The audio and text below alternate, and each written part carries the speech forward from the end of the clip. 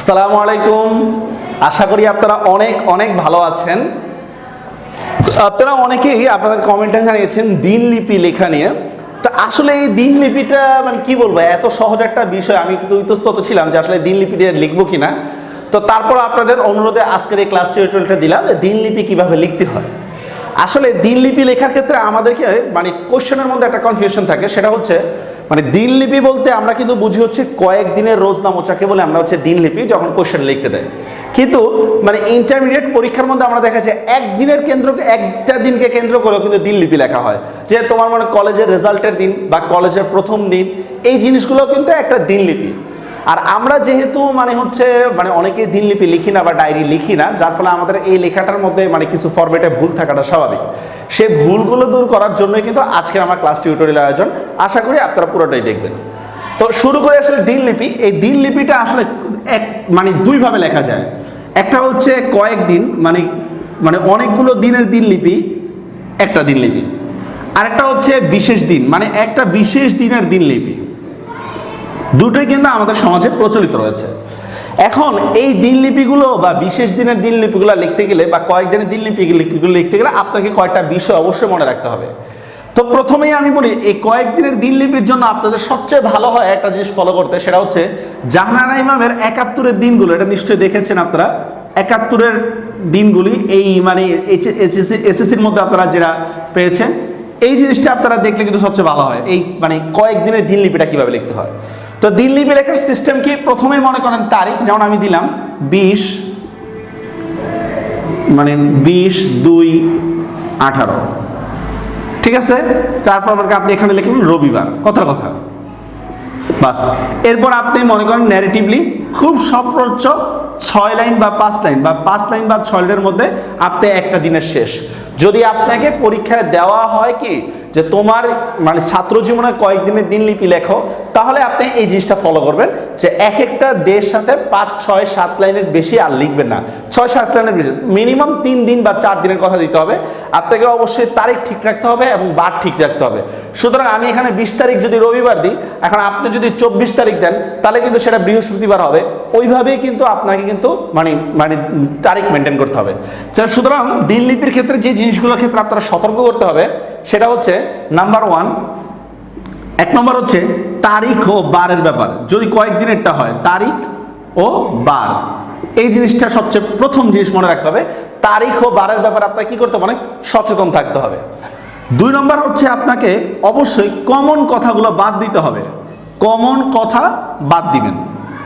আচ্ছা, কমন কথাগুলো বাদ দিবেন কি, হ্যাঁ আমি সকালে ঘুমের থেকে উঠলাম, আম্মু ঘুমের থেকে উঠাই দিল, ব্রাশ করলাম, ওয়াশরুমে গেলাম, এই ধরনের কমন কথাগুলো বাদ। আপনারা ৭১-এর দিনগুলো পড়লেও কিন্তু দেখবেন যে কমন কথাগুলো বাদ দিয়ে কিন্তু কিভাবে ডায়েরি লেখা হয়েছে। সুতরাং পরীক্ষার মতো কমন প্রতিদিন কিন্তু আপনার লাইফে কিন্তু মানে আপনার দিনে কিন্তু নতুন নতুন জিনিস হচ্ছে, এই নতুন নতুন জিনিসগুলো শুধু তুলে ধরবেন, কমন কথাগুলো আপনার তুলে ধরার দরকার নেই। আর 3 নম্বর হচ্ছে আপনাকে অবশ্যই কিন্তু এই দিনলিপি রচনার ক্ষেত্রে একটা জিনিস মনে রাখতে হবে, সেটা হচ্ছে মানে নতুনত্ব। আচ্ছা, নতুনত্ব বলতে বোঝানো হয়েছে আজকে আপনি বাংলা স্যারের কাছে পড়তে গেছেন, এটা আপনার একটা দিন, প্রথম দিন গেলেন, এখন পরের দিন ইংরেজি স্যারের কাছে গেছেন না, এরকম বিষয়গুলো না। আপনাকে ইংরেজি স্যারের কাছে না গিয়ে ওই দিন যে কি হয়েছে নতুন, এখন মনে করেন যে আপনার ক্লাসে প্রতিদিন, আপনার বাসায় প্রতিদিন স্যার আসে, এটাই আপনি দিনলিপিতে তুলে ধরেছেন না, এই জিনিসটা ডায়েরিতে লেখার বিষয় না। আপনার স্যারের সাথে আজকে মনে করেন একটা মানে ভালো মানে বিষয় হয়েছে বা মনে করেন ভালো একটা ঘটনা ঘটেছে, সেটা আপনি দিনলিপিতে আসবেন। কালকে আপনার খারাপ একটা ঘটনা ঘটেছে, সেটা আপনি লিখতে পারেন। বা আজকে স্যার আসে নাই, মনটা খারাপ বা মনটা ভালো, এই জিনিসগুলোকে আপনি কিন্তু দিনলিপিতে মানে নতুনত্ব আনতে হবে আপনাকে দিনলিপির মধ্যে। আর অবশ্যই অবশ্যই কিন্তু আমি আপনাদেরকে বলেছি, একটা দিনলিপি মানে একদিনের দিনলিপি কিন্তু আপনার 6 থেকে 7 লাইনের মধ্যেই শেষ করতে হবে। এটা হচ্ছে যদি আমি কয়েকদিনের দিনলিপি লিখতে দিই। এখন আমি যদি আপনাকে কোনো বিশেষ দিনের দিনলিপি লিখতে দিই, আমি মুছে ফেললাম, বিশেষ দিনের দিনলিপিটা শুরু করবেন কিভাবে, বিশেষ দিন। তো বিশেষ দিনেরটাও মনে করেন মানে এটাও কিন্তু মানে তারিখ বা বার দিয়ে শুরু করতে পারেন, না দিলেও শুরু করতে পারেন, তবে তারিখ বা বার দিয়ে শুরু করাটাই ভালো। তাই বিশেষ দিনের ক্ষেত্রে আপনাকে মনে রাখতে হবে প্রথমে হচ্ছে দিনের সূচনা, এই সংক্রান্ত আলোচনা।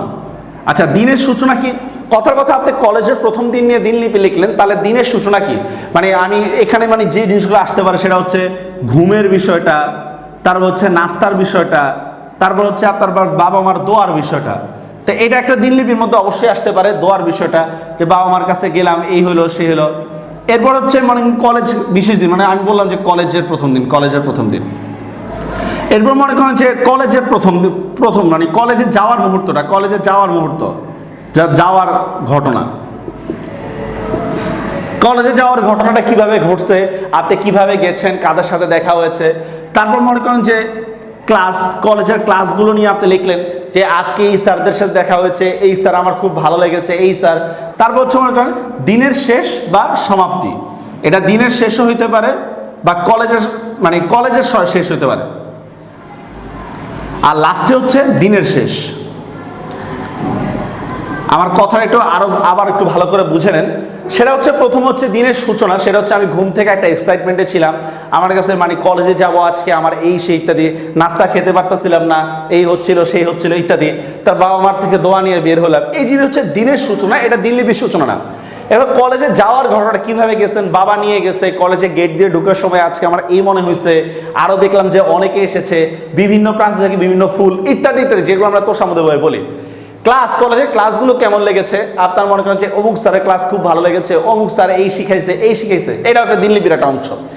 আর সেটা হচ্ছে কলেজের সমাপ্তি, সেটা হচ্ছে আসার পথে বান্ধবীদের সাথে দেখা হওয়া, বন্ধুদের সাথে দেখা হওয়া, সাথে সাথে আইসক্রিম খাইছেন, ফুচকা খাইছেন, নতুন ফ্রেন্ড জুগছে ইত্যাদি।